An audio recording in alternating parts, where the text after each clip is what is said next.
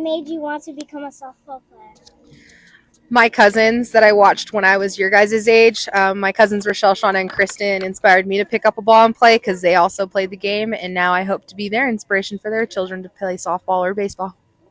How many hours a day would you recommend an aspiring college softball player to train?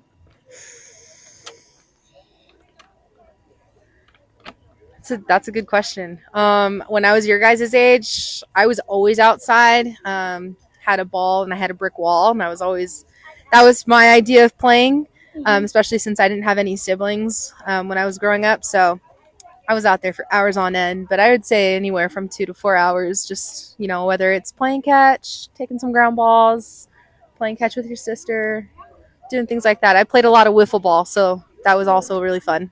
Did you have to create a schedule to help you balance school and softball? I did. So I wasn't prepared my first year going into college, but you learn the hard way. And I had a lot of help, which was awesome from UCLA.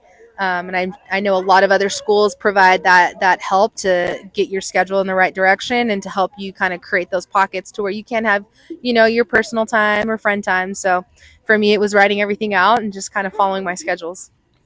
Have you ever had to come off the bench ever?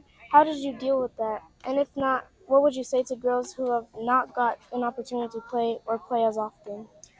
Yes, my freshman year, there was a lot of opportunity where I had to come off the bench.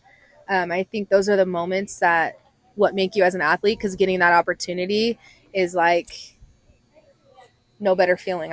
In my opinion, it's no better feeling because you get to go out there and you get to pick up another teammate. So I think that's the best part of the game is being able to go out there and pick up another teammate. What do you do for fun? What I do for fun nowadays, it's playing pickleball and playing slow pitch softball. So keeps me active, and I love competition, so anything where I get to be active.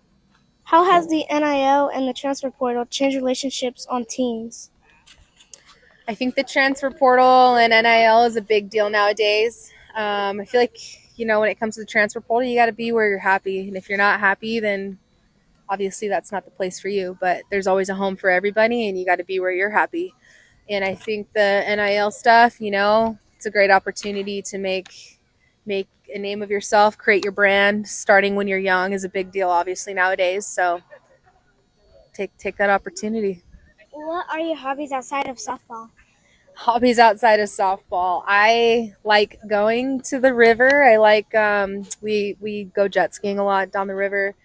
I like outdoor stuff. I like hiking. Again, I just like to be active. I like to do anything that is just outdoors. What does a self-care day look like for a softball player?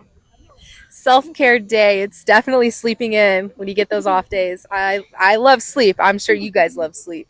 For me, I like to pamper myself by getting my nails done. I don't really get to do it that much, but when I get the opportunity, it's getting my nails done, getting a haircut, maybe sometimes doing my hair, but curly hair, you just got to roll with it. What weather conditions do you prefer to play in and why? I love the heat. Dry desert heat is probably my favorite. I was born and raised in the high deserts of Lancaster, Palmdale, California. So Palm Springs is the weather that I like to play in. It makes my joints happy, so I like the heat. Besides softball, what recommendations would you give young girls that are trying to become collegiate athletes?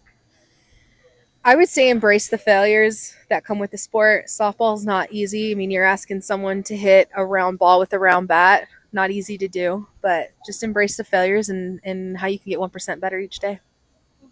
Thank you. You're very welcome.